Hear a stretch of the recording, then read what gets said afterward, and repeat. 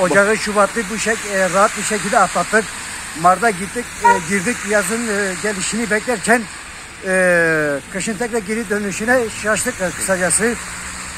Şu anda gördüğünüz gibi lapa lapa kar yağıyor. Bize haliyle karın yağmasından dolayı temizlik yapıyoruz. Yani gerçekten bizi şaşırdı Mart ayı yani.